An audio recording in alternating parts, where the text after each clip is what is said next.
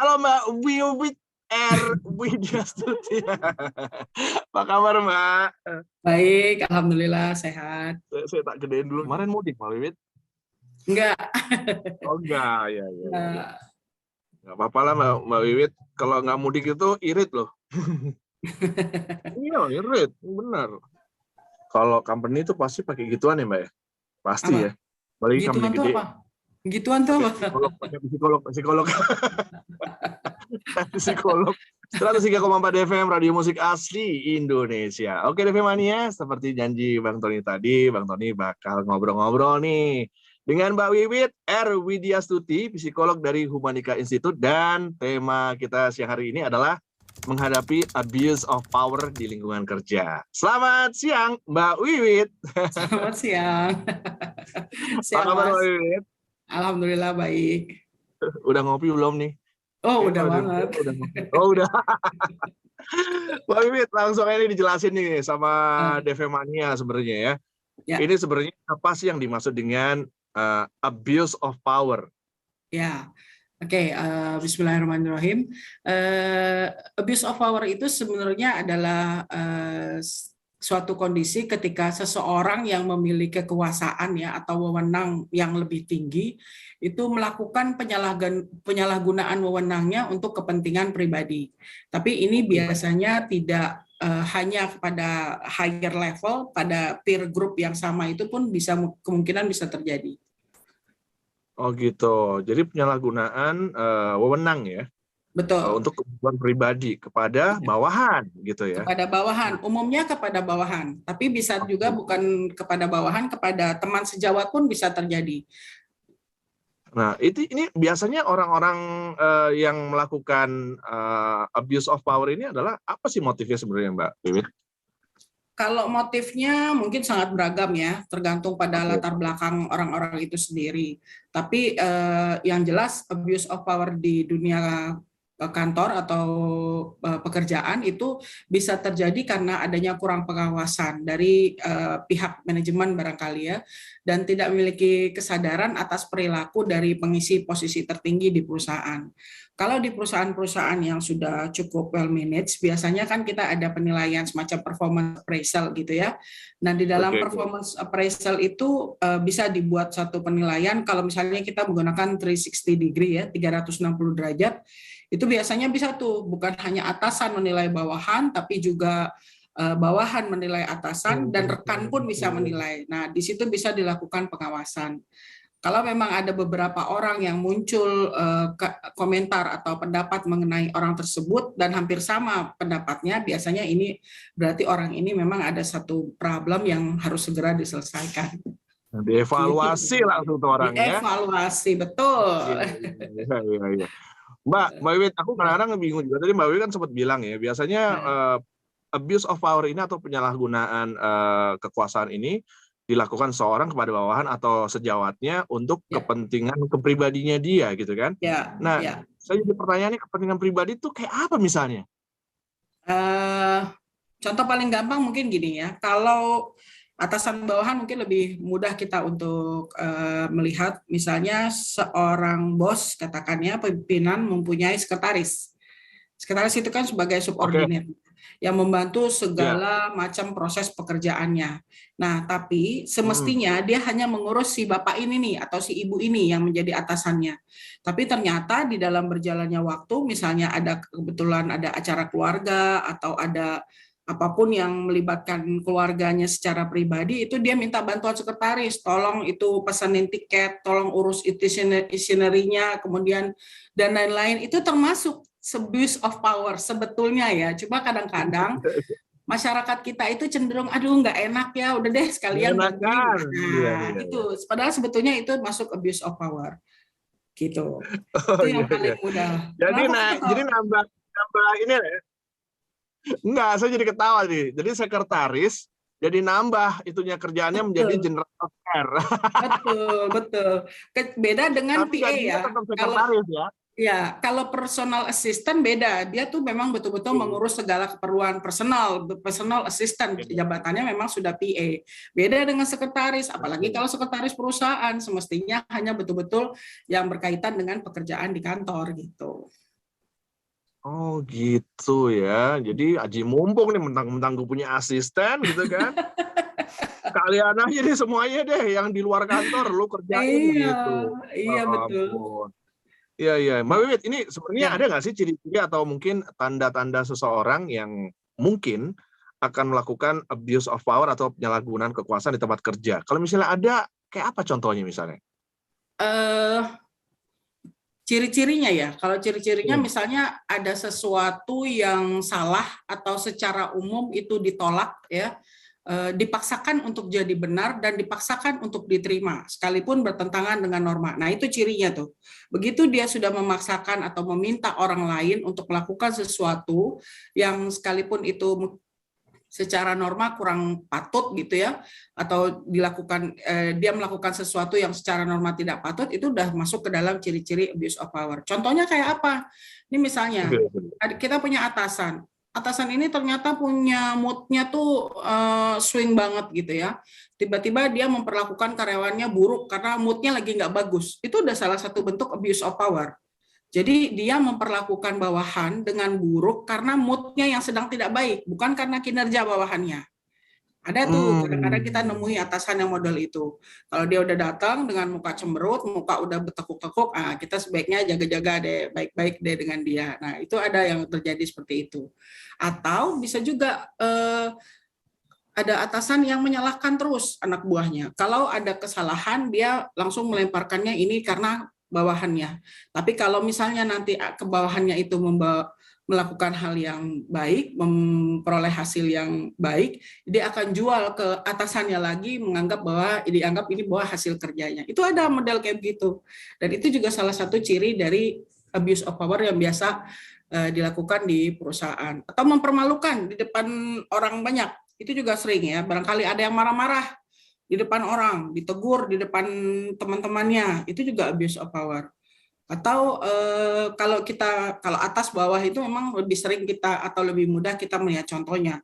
Sementara kalau yang peer, yang sesama itu juga ada, contohnya itu misalnya sesama karyawan, tapi yang satu udah masuk lebih dulu nih ceritanya, senior gitu ya.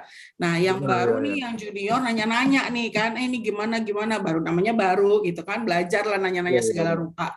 Tapi si seniornya pelit ilmu, nggak mau ngasih tahu, jawabnya judes-judes, jawabnya ketus-ketus. Ini udah termasuk jadi bagian dari abuse of power, bahwa dia karena keseniorannya itu, dia memperlakukan orang semaunya dia aja, kan butuh gue ya, baik-baiklah sama gue kalau mau nanya atau mau minta apa gitu. Ada seperti itu, macam-macam jenisnya. Saya agak kaget juga sama semua contoh-contoh yang Mbak Wiwit tadi jabarkan ya. Bukan apa-apa sih Mbak Wiwit, kenapa saya kaget? Karena apa yang tadi Mbak Wiwit sampaikan itu semua, itu memang terjadi dan sepertinya sudah kayak apa ya, sudah menjadi budaya mungkin ya. Betul. Ya. Dan itu turun-temurun loh Mbak, benar. Betul. Oke. Mbak, ini bisa dibilang apa ya, penyakit kejiwaan kah atau, tapi kalau penyakit kejiwaan itu kan sesuatu yang diturunkan. Gue udah jadi senior nih, gue turunin lagi, ntar bawahnya gitu lagi. Jadi kultur di dalam perusahaan itu membentuk seperti itu. Betul, pintar, benar Mas, benar kayak gitu. Jadi kalau pucuk pemimpinannya udah seperti itu, biasanya akan diikuti oleh bawah-bawahannya akan seperti itu. Sehingga akan membentuk budaya perusahaan yang seperti itu. Makanya di sini diperlukan peran seorang HR yang mumpuni lah gitu ya, untuk bisa melakukan penilaian secara objektif bahwa ini sudah melanggar, seharusnya tidak seperti ini, dipanggil, ditegur. Siapapun yang melakukan kesalahan, baik itu atas, bawah, atau siapapun, dia harus kembali kepada realnya, visi misi dari perusahaan, value dari perusahaan, ini yang kita mau jalankan. Jadi jangan ada nih yang ngacak-ngacak sendirian, mau bentak-bentak anak orang sembarangan, emosi nggak karuan, nggak dijaga. Nah, ini harus ditertibkan. Nah, ini peran HR di sini biasanya begitu. Oke. Gitu Mbak, benar itu. Apalagi di dunia sales ya. Waduh, sales dan marketing. Kan kalau kita ngitung apa namanya, ngitung diskon segala macam itu ada rumusnya kan. Ya. Kalau dulu nanya nih, Mbak, saya ini gimana sih Mbak, kok aku nggak ketemu gitu. Cari dong, gitu ya Allah. Cari dong, gitu ya Allah. Kalau kalau di office kan kadang-kadang kan lebih formal sehingga ya banyak topengnya lah ya, banyak topeng. Kalau istilah orang psikologi itu banyak topengnya dipakai. Jadi kalau kita mau cari yang tulus itu agak sulit gitu. Ini Mbak Wiwit sekarang ngobrol sama Bang Tony sedang pakai topeng, Mbak. Sebentar ya, Mbak. Aslinya nggak gitu, Mbak. Kalau tadi kan kita udah membreakdown apa itu yang namanya power, menghadapi abuse of power atau penyalahgunaan wewenang gitu kan ya. Nah, sekarang kita ngomongin korbannya nih Mbak Wiwit. Ya. Apa yang akan terjadi atau mungkin apa yang akan nantinya dirasakan sama korban yang mengalami abuse of power ini atau penyalahgunaan kekuasaan ini? Ya, secara umum ya, kalau dampaknya itu bagi korban, kita katakan sebagai korban, itu akan timbul rasa kurang percaya diri. Kalau dia misalnya, kalau abuse yang dia terima, dia sering dimarahi, dilecehkan, dibego-begoin barangkali gitu ya di depan umum. Ada rasa kurang percaya diri, ada rasa takut untuk melakukan sesuatu karena kok salah, kok dimarahin terus gitu ya. Nah, sehingga berikutnya rentan dia terhadap stres. Kalau dia udah nggak percaya diri, dengan itu dia rentan terhadap stres, mudah panik gitu ya. Jadi kalau mau berangkat kantor udah males duluan, ngebayangin nanti ngadepin ini, ketemu itu, udah begitu. Ya ujung-ujungnya produktivitas rendah ya. Produktivitas pasti rendah kalau kayak gitu. Kalau belum berangkat kantor aja udah nggak semangat, udah kebayang akan menghadapi kondisi bulian barangkali atau kondisi yang tidak nyaman bagi dia, suasana kerja yang tidak nyaman, itu udah pasti ujungnya adalah produktivitas yang tidak maksimal. Nah, dan yang terakhir mungkin kurangnya kepercayaan satu sama lain di dalam tim itu barangkali. Kalau misalnya terjadi perbedaan dari perlakuan dari sang pimpinan kepada beberapa anak buahnya, yang ini dianak emaskan, yang ini sering dimarah-marahin barangkali ya, sehingga timbul persaingan yang tidak sehat di bawah itu. Timbul rasa kurang percaya antara satu sama lain. Jadi jauh dari kerjasama, gitulah kurang lebih. Kalau di perusahaan. Jadi apa yang harus dilakukan bagi korban abuse of power ini jika dirinya mengalami penyalahgunaan wewenang dari atasannya? Yang pertama mungkin harus ditelaah dulu barangkali ya, ditimbang-timbang dulu.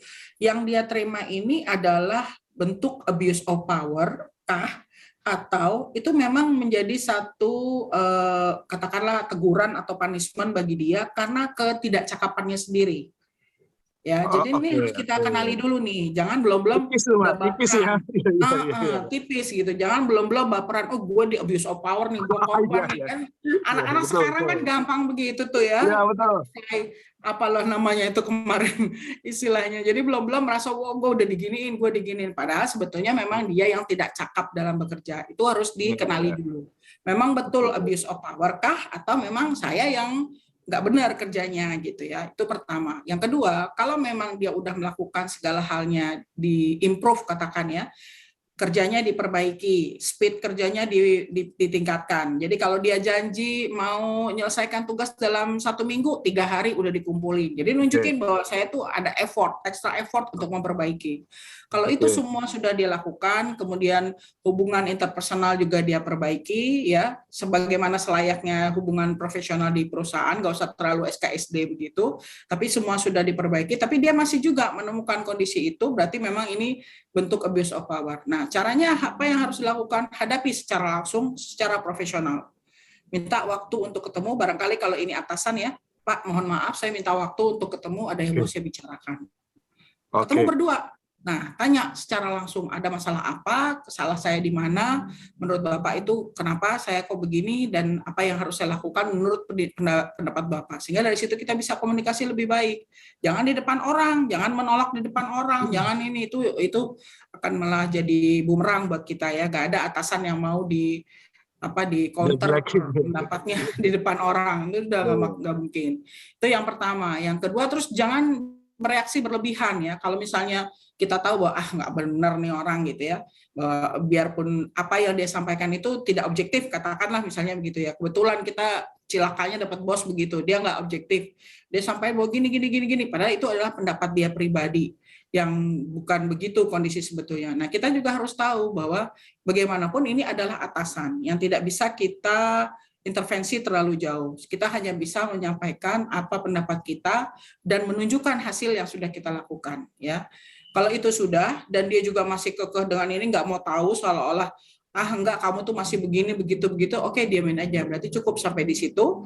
Dan berikutnya adalah dokumentasikan semua yang kita lakukan, itu didokumentasikan, baik dari segi informasi, misalnya dia memberikan tugas itu tanggal sekian deadline-nya, saya sudah berikan tanggal sekian, itu didokumentasikan bahwa semua pekerjaan secara tertulis sudah saya kumpulkan, saya sudah berikan, bahkan lebih cepat dari waktunya. Itu yang pertama. Yang kedua, kalau abuse-nya itu secara verbal, mungkin boleh direkam.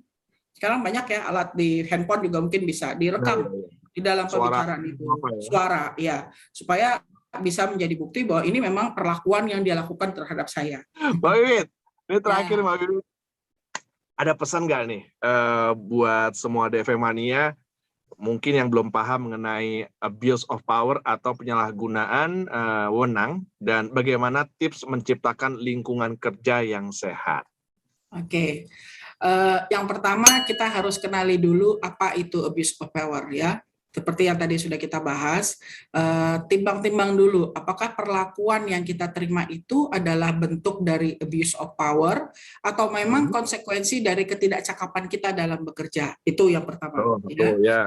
Ya, kalau belum, perbaiki hasil kerja. Namun kalau sudah masuk dalam kategori abuse of power, maka lakukan tindakan-tindakan seperti yang tadi sudah kita bahas. Nah, sekarang kalau ditanya bagaimana menciptakan lingkungan kerja yang kondusif barangkali gitu ya. Yang pertama mungkin jadilah pribadi yang selalu berpikir positif, ya.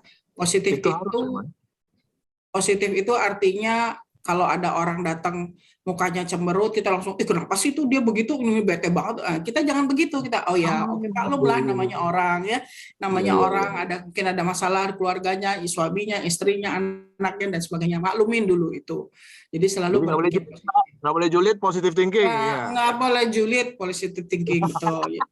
Yang kedua, tingkatkan komunikasi. Nah, ini penting nih, karena kita jangan berprasangka sendiri, kemudian berasumsi sendiri, ujung-ujungnya jadi negative thinking sendiri. Ditanyakan kenapa, ada apa yang bisa saya bantu, itu adalah fungsi dari komunikasi. Dan yang ketiga, yang mungkin perlu juga nih sekarang, kurangi drama, perbanyak kerja, ya. Kalau sekarang ini kurangi drama, perbanyak kerja. Karena kalau banyak yang drama-dramaan yang diurus tapi kerjanya kurang, yang ada malah jadi nggak produktif gitu. Nanti ujung-ujungnya kita cuma jadi rumpi-rumpian mak-mak ngumpul. Nah, itu yang harus dihindari. Itu dia, itu penting, Pak. Benar. Drama tuh menciptakan pemikiran negatif kadang-kadang. Saya sih saya setuju. Itu berarti ya resepnya Mbak Wiwit, ya. Oke, Mbak Wiwit. Mbak Wiwit, terima kasih banyak loh nih ngobrol-ngobrol siang hari ini. Ini benar-benar menginspirasi kita semua pastinya. Saya pribadi juga baru tahu nih ya. Berarti ada hal seperti itu sebenarnya salah dan harus diperbaiki. Dan yang terpenting dari sini adalah saya ambil poinnya adalah selalu berpikiran positif. Itu keren banget. Iya, betul. Oke. Mbak Wiwit Widiasuti, psikolog dari Humanika Institute. Terima kasih. Salam buat teman-teman di Humanika Institute. Baik, terima kasih kembali. Terima kasih, Mas. Assalamualaikum, Mbak Wiwit. Waalaikumsalam warahmatullahi wabarakatuh.